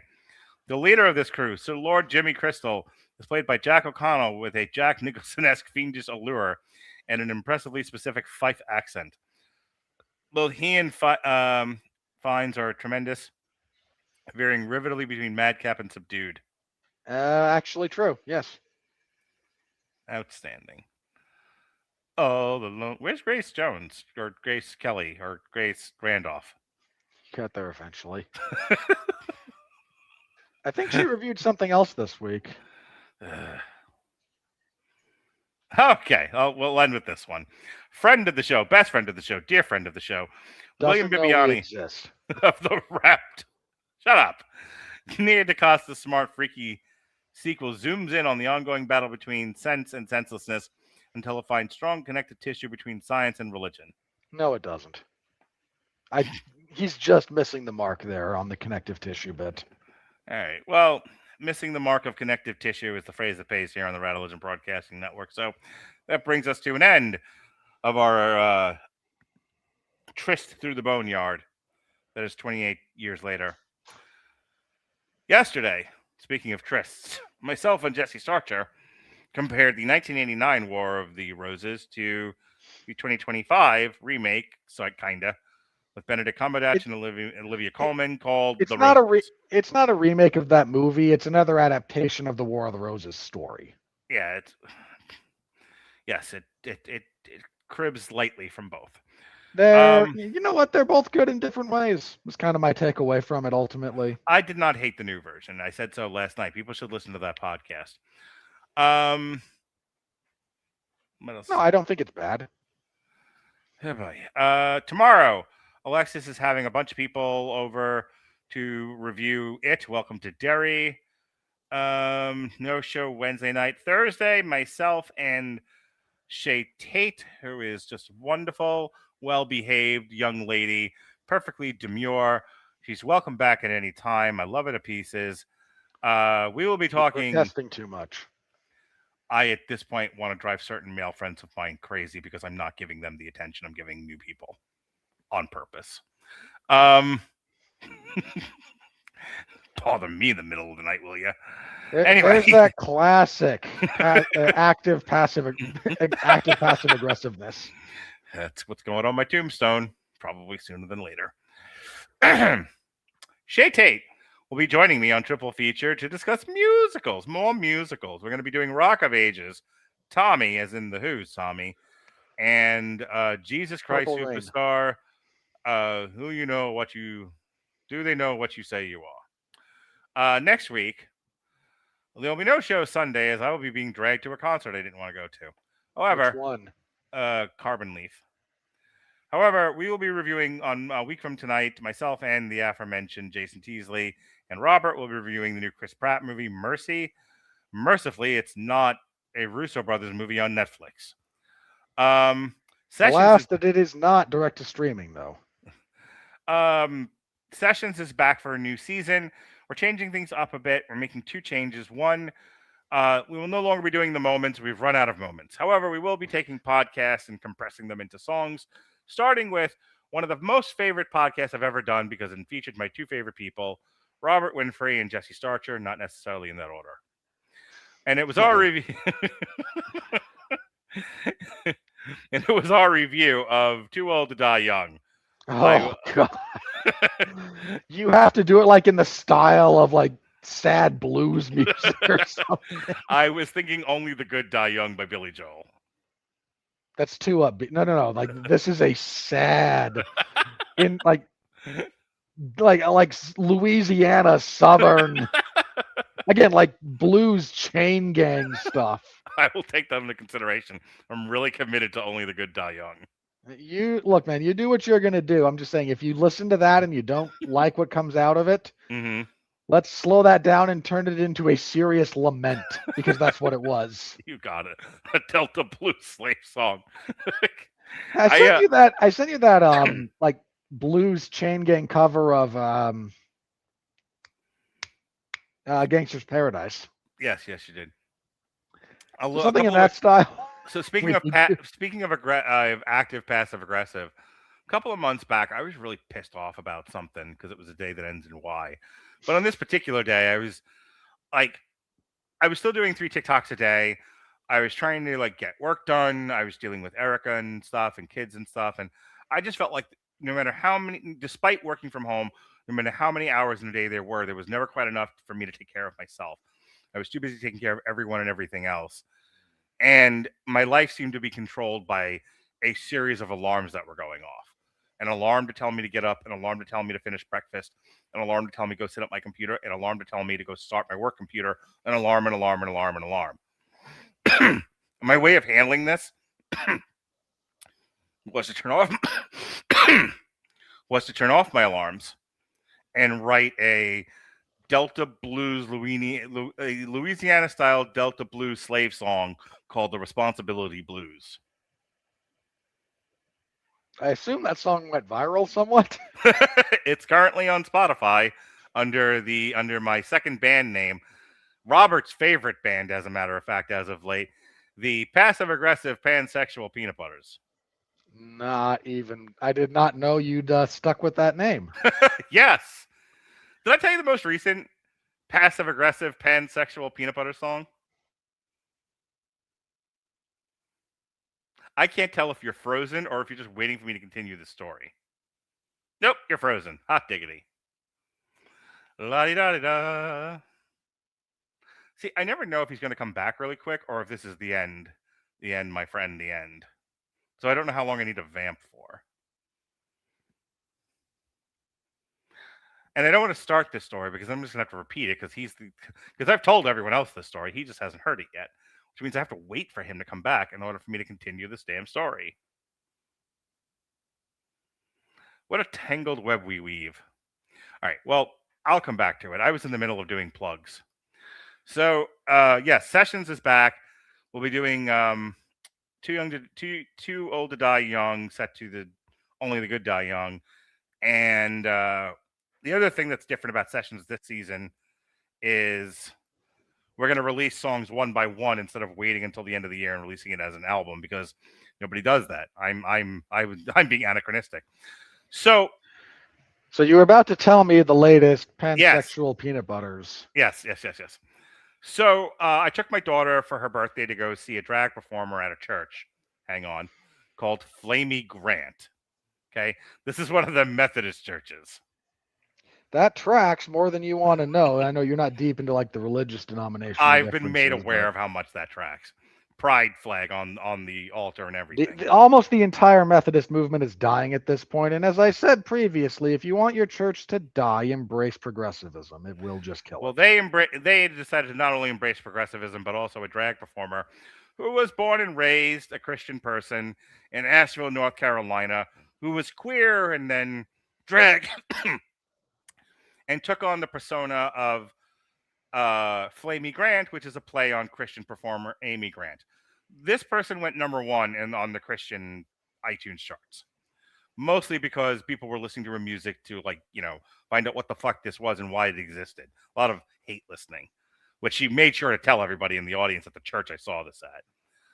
So I did a TikTok on having seen Flamey Grant and some of the controversy behind it and what led up to this, the laws in Florida or the inability to enforce said law, but finding a way to do so anyway.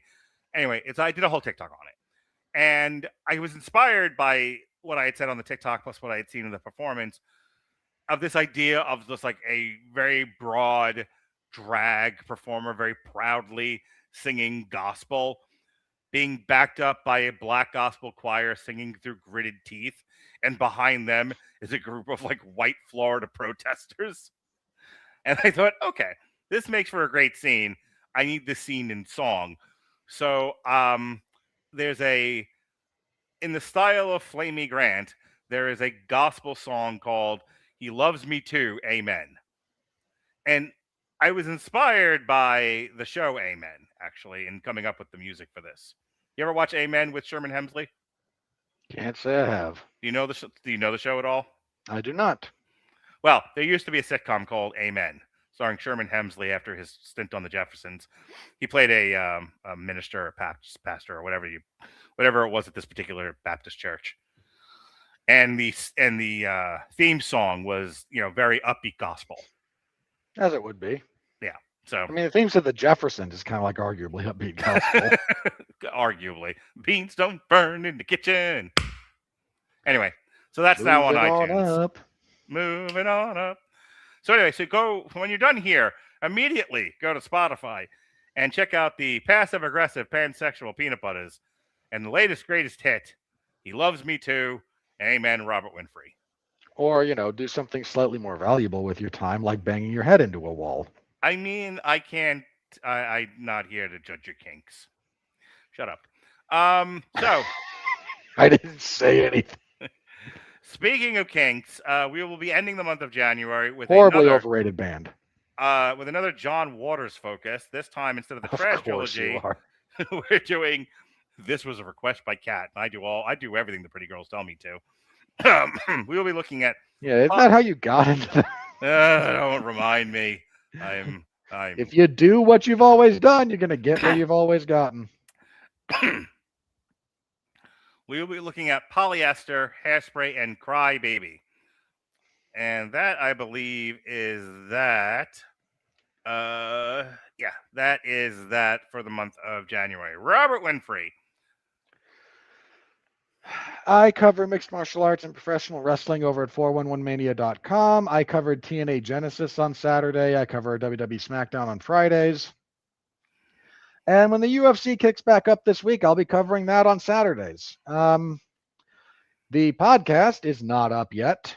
That's should be up at some point this week.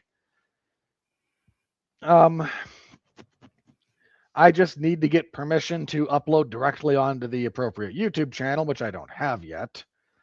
And that just is going to take until the person who has administrative authorization puts me on it. So until such time as that becomes available, I just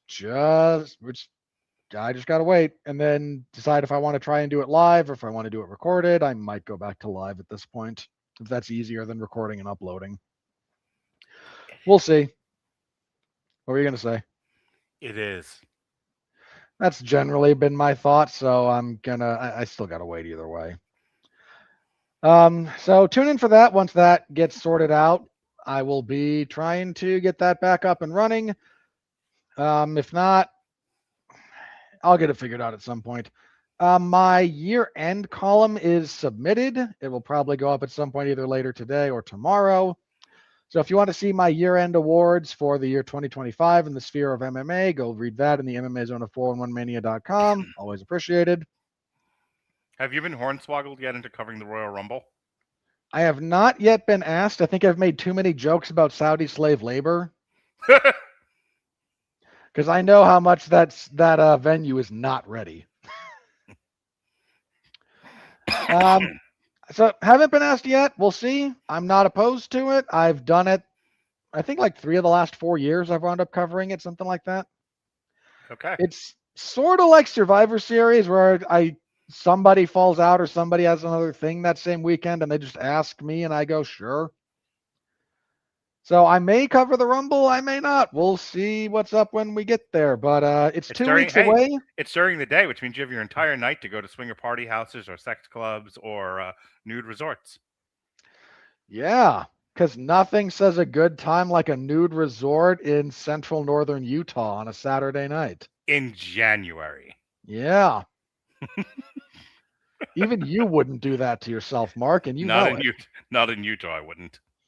You might in Minneapolis, but for other reasons. Oh, don't get me started on what's going on in Minneapolis. That's a whole other podcast. Okay, fine. You do it in Wisconsin. Oh, I would do a lot of things in Wisconsin. They have so much cheese. You might even be talked into doing it in North Dakota, and I lived in North Dakota, so I know there's nothing there. Frozen fucking tundra is what it is. All right, speaking of frozen tundras, that's the end of our show. For speaking of frozen tundras, Robert Winfrey, I'm congested. Be well. Indeed. Be safe and behave.